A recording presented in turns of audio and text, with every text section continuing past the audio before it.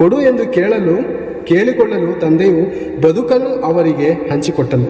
ಸ್ವಲ್ಪ ದಿವಸದ ಮೇಲೆ ಆ ಕಿರಿಮಗನು ಎಲ್ಲ ಕೂಡಿಸಿಕೊಂಡು ದೂರದೇಶಕ್ಕೆ ಹೋಗಿ ಅಲ್ಲಿ ಪಟಿಂಗತನವನ್ನು ಬದುಕಿ ತನ್ನ ಆಸ್ತಿಯನ್ನು ಸೂರೆ ಮಾಡಿಬಿಟ್ಟನು. ಹೀಗೆ ಅವನು ಎಲ್ಲ ಹಾಳು ಮಾಡಿಕೊಂಡ ಮೇಲೆ ಆ ದೇಶದಲ್ಲೆಲ್ಲ ಘೋರವಾದ ಬರ ಬಂತು.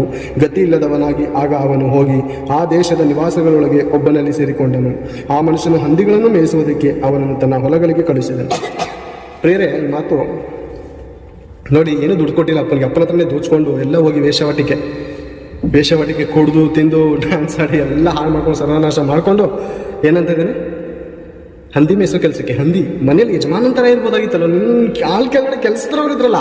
ಓ ಯಾಕೆ ಅಪ್ಪನ ಕಂಡೀಷನ್ ಅಂತನಾ? ಅಪ್ಪ ಕಂಡೀಷನ್ ಆಗ್ತಾರಂತಾರೆ, ಅವ್ರ ಜೊತೆ ಹೋಗ್ಬಿಡಕಣೋ, ಇವ್ರು ಸವಾಸ ಮಾಡ್ಬಿಡಕಣೋ, ಅಲ್ಲೋಗ್ಬಿಡಕಣೋ, ಇಲ್ಲೋಗ್ಬಿಡಕಣೋ ಅಂತ. ಅದಕ್ಕೆ ಕಂಡೀಷನ್ ಆಗ್ತಾರಕ್ಕೆ ಆಸ್ತಿಲಿ ಪಾಲ್ಬೇಕಾ? ಇವಾಗ ಏನಾಯ್ತು ನಿನ್ನ ಕಂಡೀಷನ್? ಅಪ್ಪನ ಕಂಡೀಷನ್ ಇಲ್ಲವಲ್ಲ, ಫ್ರೀ ಆಗೋದಿಲ್ಲ. ಎಲ್ಲೋದೆ ಹಂದಿ